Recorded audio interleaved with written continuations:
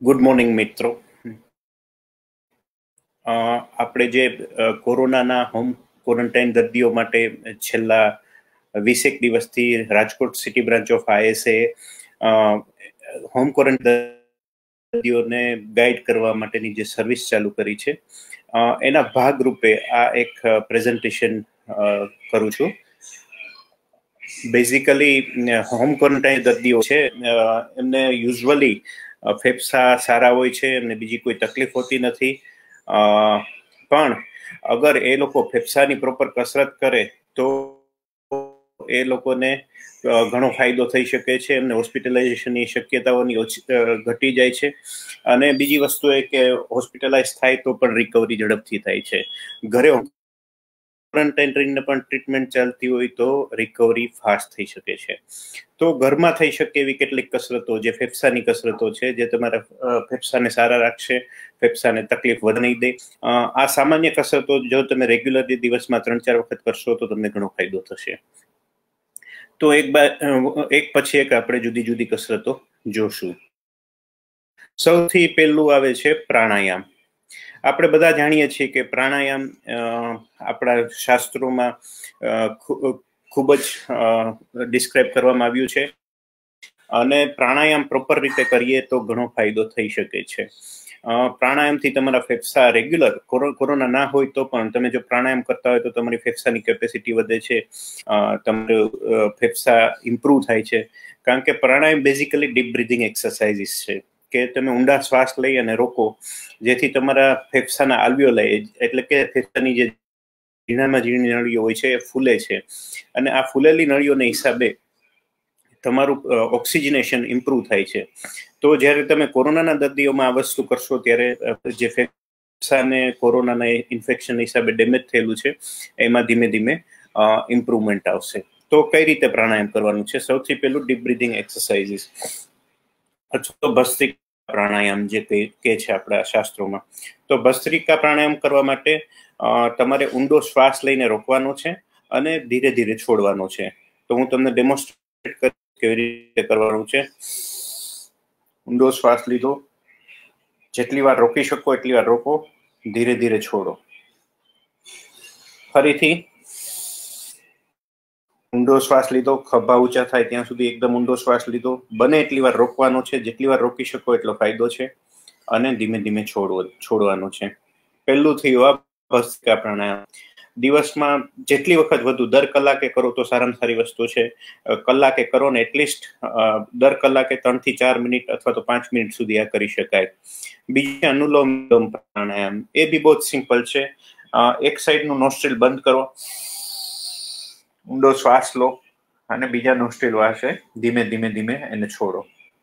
Same કે બીજા નોસ્ટ્રીલથી શ્વાસ લો,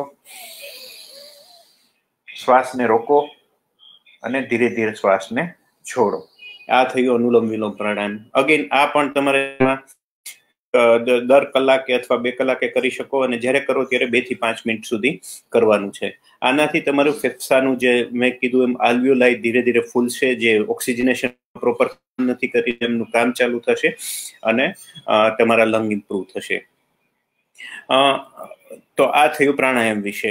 બીજું વસ્તુ છે બ્રેથ હોલ્ડિંગ અથવા તો શ્વાસ રોકવો. તો શ્વાસ રોકવાથી તમને શું ફાયદો થાય? તમે શ્વાસ રોકો લાંબા સમય સુધી તો એનો પણ એક એડવાન્ટેજ છે કે અલ્વિયોલાઈ લાંબા સમય, અમારી મેડિકલ લેંગ્વેજમાં પીપ આપવું અથવા તો શ્વાસના અંતે થોડી વાર રોકી રાખવા જેવું કહી શકાય. તો શ્વાસ રોકવા માટે તમે જેટલો લાંબો ટાઈમ શ્વાસ રાખી શકો એટલા તમારે ફેફસાની કન્ડિશન સારી છે. તો આ એક્સરસાઇઝમાં બીજું કંઈ જ મેજર કરવાનું નથી. ઊંડો શ્વાસ લઈ અને જેટલી તમે ઘડિયાળમાં જોઈ શકો છો કેટલી સેકન્ડ રોકી શકો છો, રોકાય એટલી સેકન્ડ રોકો, અને ધીરે ધીરે પછી શ્વાસને છોડો. તમે જેટલો લાંબો શ્વાસ રોકી શકો એટલે તમારે ફેફસાની કન્ડિશન સારી છે. પ્રાણાયામ અને તમે બ્રેથ હોલ્ડિંગ એક્સરસાઇઝ, 2 એક્સરસાઇઝ કરો. પછી તમે એક્સરસાઇઝ કર્યા પહેલા તમે ઓક્સિજન સેચ્યુરેશન જોજો, તમારી અગર પલ્સ ઓક્સ હોય તો, અને એક્સરસાઇઝ કર્યા પછી ફરીથી ઓક્સિજન સેચ્યુરેશન જોશો તો તમને ખ્યાલ આવશે કે ઇમિડિયેટલી ઓક્સિજનનું સેચ્યુરેશન થતું હોય છે. તો ફરીથી શ્વાસ રોકવાની એક્સરસાઇઝ. ઊંડો શ્વાસ લઈને રોકો, જેટલો સમય રોકી શકાય તમે આરામથી રોકી શકો. કફિંગ થાય એવું નથી કરવું, આરામથી રોકી શકાય એટલી વાર 15-20 સેકન્ડ સુધી રોકી શકાય તો બેસ્ટ છે. પછી ધીરે ધીરે શ્વાસને છોડવાનો છે. તો આ બીજી એક્સરસાઇઝ થઈ બ્રેથ હોલ્ડિંગ. ત્રીજી અને ખૂબ જ સાદી એક્સરસાઇઝ આપણે જોશું તે છે ફુગ્ગો ફૂલાવવાની કસરત. આ એક બહુ જ સિમ્પલ એક્સરસાઇઝ છે. તમારી ઘરે બલૂન હોય તો તમે બહુ આરામથી કરી શકો છો. બલૂન એટલે કે ફુગ્ગો. તમે ધીરે ધીરે ફુગ્ગામાં ફૂંક મારવાની છે. પહેલા ઊંડો શ્વાસ લો, પછી ધીમે ધીમે ફુગ્ગામાં ફૂંક મારો, એટલે તમારું એક્સપિરેશન કે શ્વાસ છોડવાની પ્રક્રિયા ઇમ્પ્રુવ થશે. ધીમે ધીમે ફુગ્ગામાં ફૂંક મારો, ધીમે ધીમે ફુગ્ગાને ફૂલાવો, વળી શ્વાસ અટકી બીજો શ્વાસ ઊંડો લ્યો, ફરી ફુગ્ગાને વધુ ફૂલાવો. આનાથી તમારો લંગ ધીમે ધીમે એક્સપાન્ડ થશે અને બ્રીધિંગ ઇમ્પ્રુવ થશે.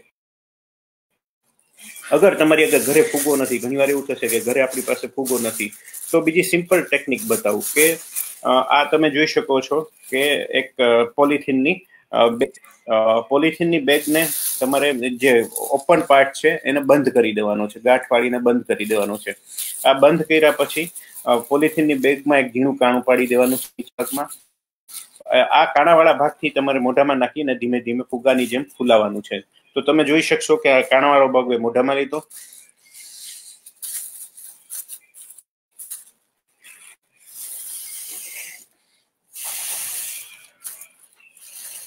આ થોડું મેં ફૂલાવ્યું, વળી શ્વાસ લીધો ઊંડો,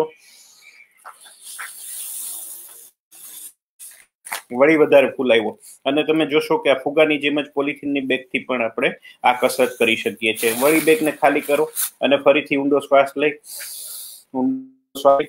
મારો અને ફરીથી ફૂલાવી શકો. તો ફુગ્ગો હોવો જરૂરી નથી, પોલિથીન બેગ યુઝ કરો અને તમે આરામથી આ કસરત કરી શકો છો. ફુગ્ગો ફૂલાવવાની કસરત, આનાથી તમે એટલે કે શ્વાસ બહાર કાઢવાની ફેફસાની તાકાત વધશે અને તમારા ફેફસા ધીમે ધીમે ફૂલશે અને વધુ સારી રીતે ઓક્સિજનેશન થશે. પછીની નેક્સ્ટ એક્સરસાઇઝ આવે છે, એ બી બહુ સિમ્પલ છે, સ્ટ્રો અને પાણીની કસરત. દરેકના ઘરે સ્ટ્રો તો આજકાલ હોય જ છે. તમારી વોટર બેગમાં કે કંઈ પણ જગ્યાએ સ્ટ્રો હોય. આપણે બાળપણમાં આ કસરત જોઈએ છે, પાણીમાં સ્ટ્રો વડે બુડબુડિયા બોલાવતા હોઈએ. તો આ કસરત તમને અગેન બહુ ઇઝી છે. ઇવન તમને કફિંગ હશે તો પણ કરી શકશો. આ સામાન્ય સ્ટ્રો છે, પાણીની બોટલ છે, પાણીની બોટલમાં સ્ટ્રો નાખી ઊંડો શ્વાસ લો. ઊંડો શ્વાસ લીધા પછી ધીમે ધીમે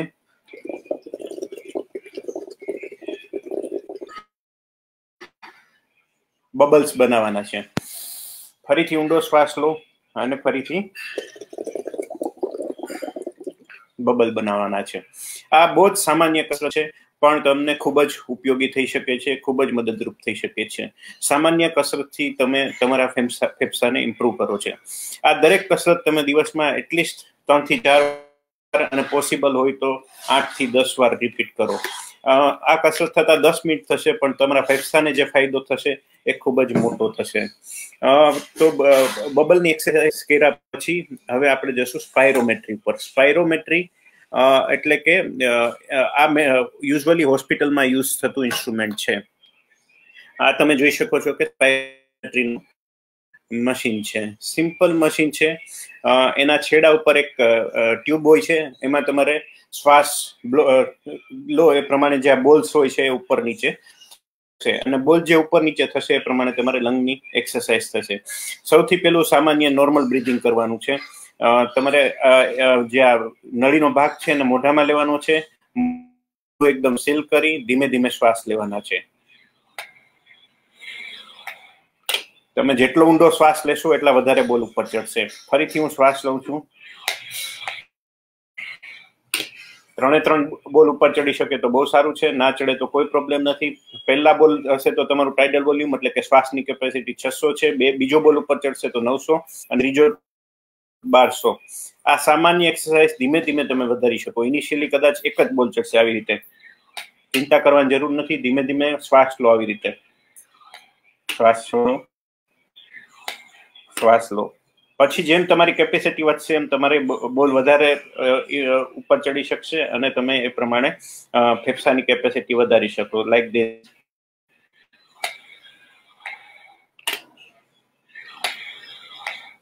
તો આ શ્વાસ લેવાની કસરત થઈ. હવે તમારે એક્સપિરેટરી પાર્ટ કરવો હોય તો આ મશીનને ઊંધું કરી દેવાનું છે, કંઈ જ બીજું કરવાનું. મશીનને ઊંધું કરશો પછી તમે ફૂંક મારી શકશો. જેમ શ્વાસ લ્યો છે એવી રીતે એક્સપિરેટરી કેપેસિટી એટલે ફૂંક મારવાની, શ્વાસ બહાર કાઢવાની કેપેસિટી કેટલું છે એ તમારે ચેક કરવાની છે. તમે ફૂંકમાં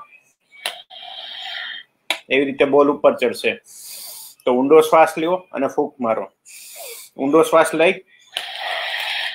અને ફૂંક મારવાની છે.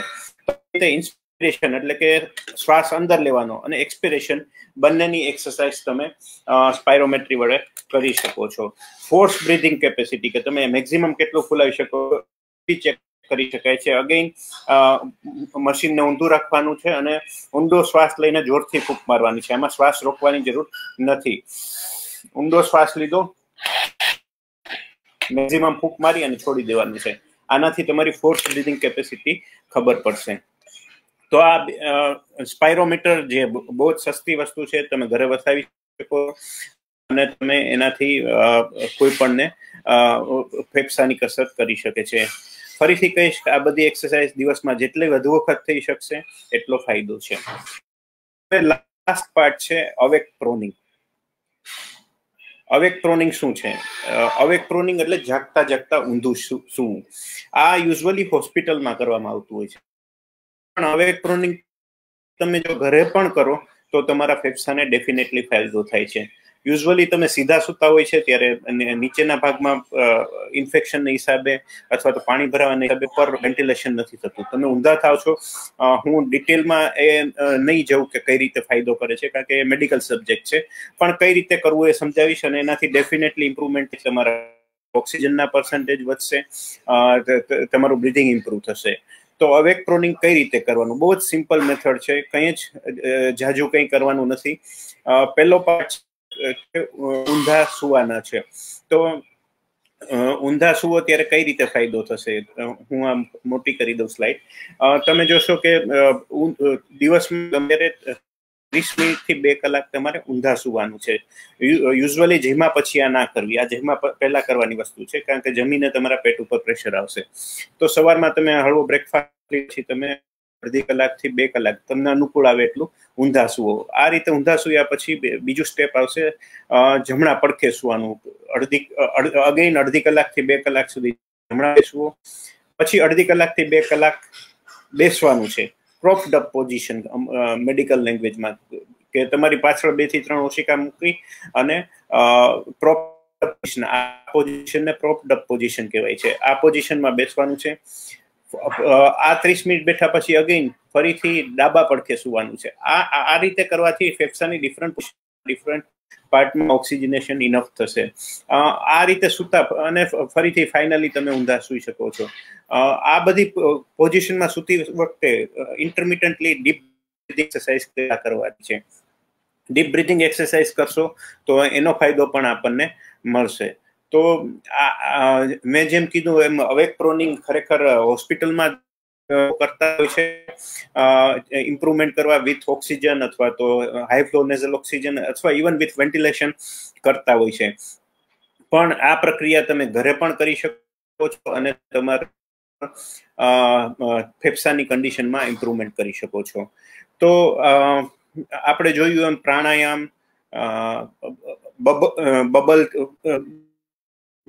પાણીમાં બબલ કરવાની કસરત, પછી સ્પાયરોમેટ્રી, ફૂગો ફૂલાવવાની, અને તમે અગર અવેક પ્રોનિંગ કરી શકો તો આ બધી વસ્તુ કરશો તો તમારા ફેફસામાં ઇમ્પ્રુવમેન્ટ થશે. આ બધી કસરત કર્યા પછી અગર તમે ચેક કરશો કે ઓક્સિજન સેચ્યુરેશન કસરત કર્યા પહેલાનું અને પછીનું, તો ડેફિનેટલી ઘણીવાર તમે કસરત કર્યા પહેલા જોયું હશે 94 થી 95%, કસરત કર્યા પછી 97, 98, 99% સુધી ઇમ્પ્રુવ થશે. તો આ સિમ્પલ ટેકનિકથી તમને ઘણો ફાયદો થઈ શકે છે.